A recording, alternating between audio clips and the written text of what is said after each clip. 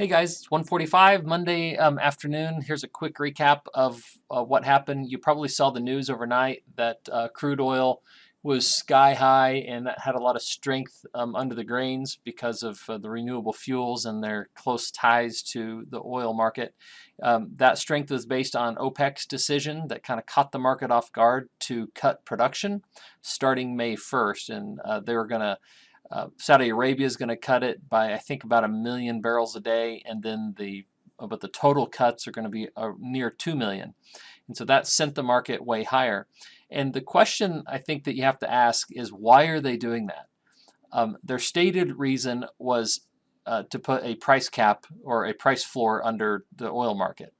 And maybe that's because the demand isn't quite as good as they say it is, and they're just trying to get out ahead of that. It could be something more nefarious, like they're trying to punish the U.S. for draining our strategic petroleum reserves, and that we have to come into the market and replenish that at some point. So maybe they're trying to penalize us. Who knows? Something like that could be the case.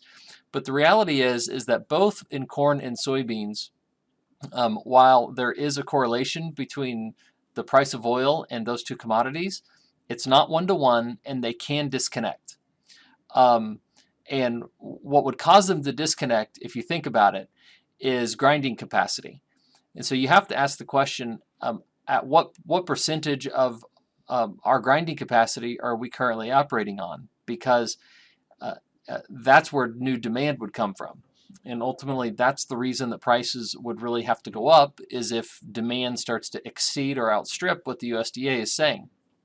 And what they told us on Friday in the stocks report is that we have tight supplies, but we have enough supplies to get us through the end of the year. So I think the market is really trying to decide whether it needs to go ration and kill demand, or if it can just keep on grinding as works.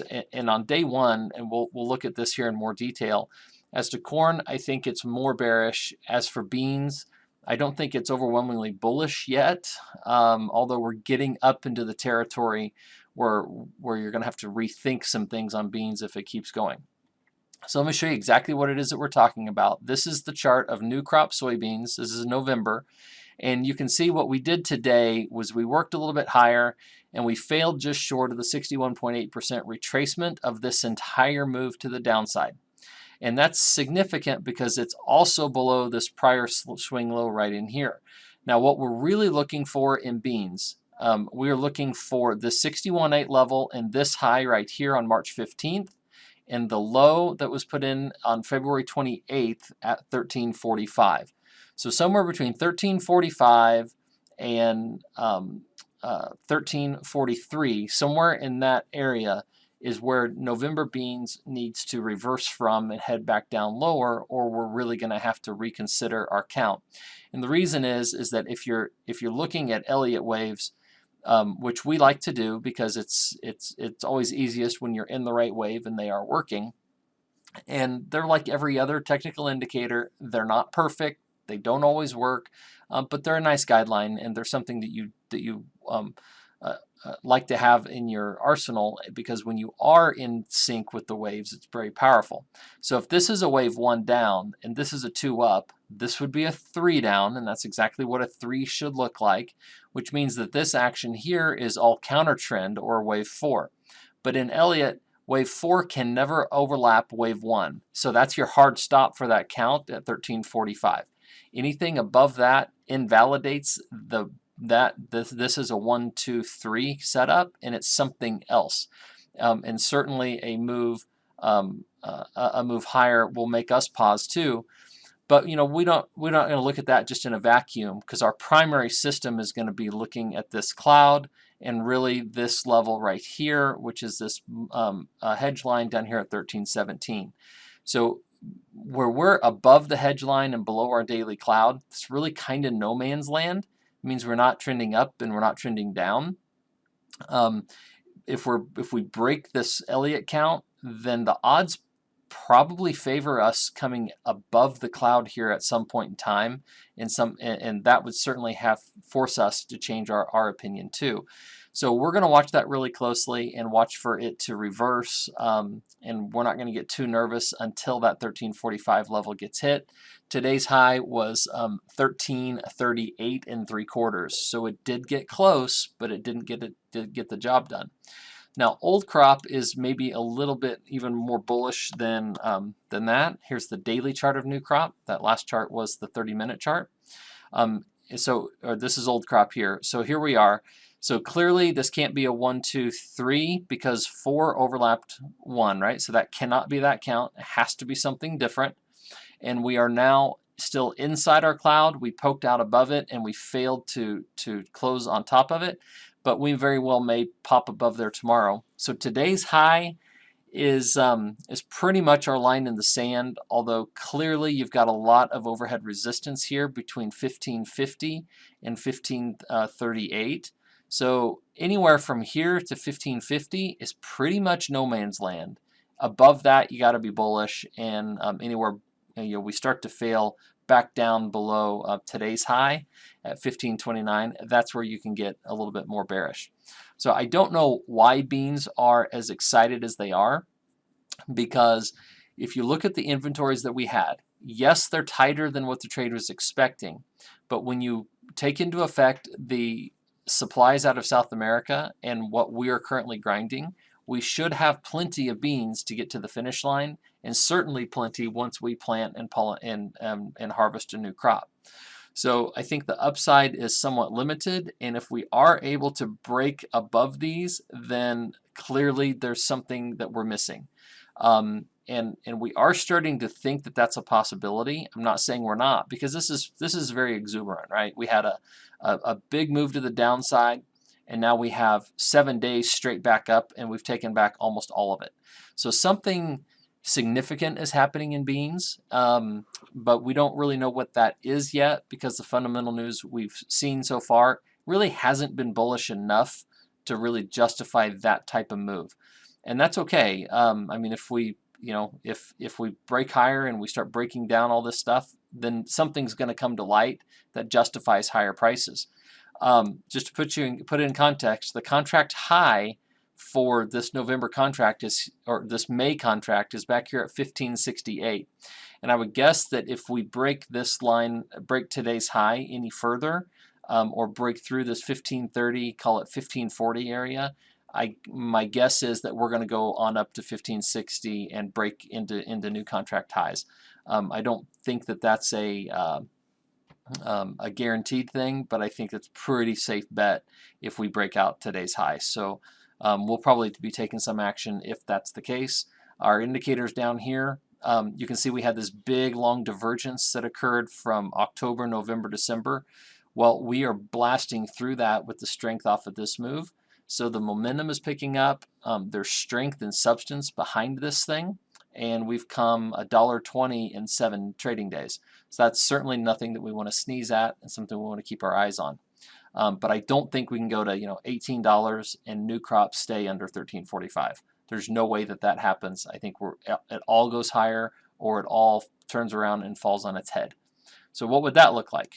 Well, let's talk to our friend corn, because corn did not do a good job today of adding value to anybody's old crop. It started off really strong with the news, but it failed, and you can see it real clear, right? To put it in perspective, here's what oil did. Oil had a big consolidation zone, and overnight it gapped up above it, and it held it all day long, and we are currently trading up 480 on crude oil. So it really has legs, and it's working higher. So corn should have had more strength than it had today, especially with the bullishness from our report on old stocks. But this is old crop corn, and we have a hook reversal. We failed right at the cloud, and this is the 200-day moving average. So all of these, everything on this chart looks bearish and looks like it should roll on over. And some of that is probably being driven by December. Here's the daily chart of December. You can see it is still in its downtrend channel, had a big nasty selling exhaustion day where it also reversed. And of note, it is now trading below where the crop report came out.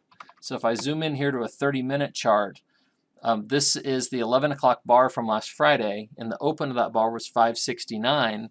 Today's close is 566. So we tried to rally it, and we failed again out of this setup. So I don't know how bullish that is. And of course, we've been candid about the balance sheets and acreage and all that stuff. We think that corn's got to work itself lower.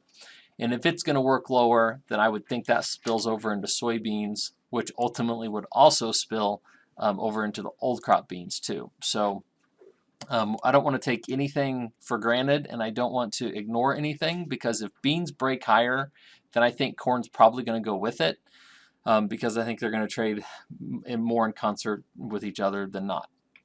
And I know that's kind of confusing, and I know that that's not super clear, but that's because the fundamentals and the technicals are diverged here a little bit, and old crop and new crop aren't giving the same signals. So they're going to come in line with each other at some point, and we're going to make sure that we're all over it. So for today, we're not taking any action, and we're not advising any new changes. If we are able to get old crop above this daily cloud and reverse new crop, we might look at lifting some hedges, especially if beans start to break higher, but we are not ready to make that call yet. Our recommendation is that we stay hedged and stay in the positions we're in, because ultimately we know we have bigger supplies coming than what we currently have. Okay, wheat, the big driver in wheat, right, is the news out of Russia that the U.S. companies and the big international grain companies are leaving Russia and are no longer going to be participating, and that creates a lot of bullish fodder, bullish headlines, but this thing just keeps getting met with selling. So here today we tested the upper boundary of this range, and we reversed it and ended up closing it. We didn't close lower on the day, but we certainly had a reversal from where we opened the night session. And so I would look for wheat to go ahead and continue lower. Of course, we're not going to take any action in it until we get below that 1847 mark, which is this lower boundary line of the daily cloud. And we're not going to get really worried about wheat or about lower prices until it takes out 824 on July, based on this hedge line down here. So with wheat, should be straight up with lots of strength, and we're not. Corn, same thing. Beans are the strongest of the complex, but we'll see how that ends up in the next few days. All right, I hope that's helpful. It's 13 minutes. Remember, there is risk in trading futures and options, and you should only do so in light of your own financial condition. We will talk to you again on Wednesday, unless market action needs it and warrants us talking again tomorrow. As always, stay tuned to your phones, watch your emails and texts, and we will communicate with you as conditions warrant. Have a great night. See ya.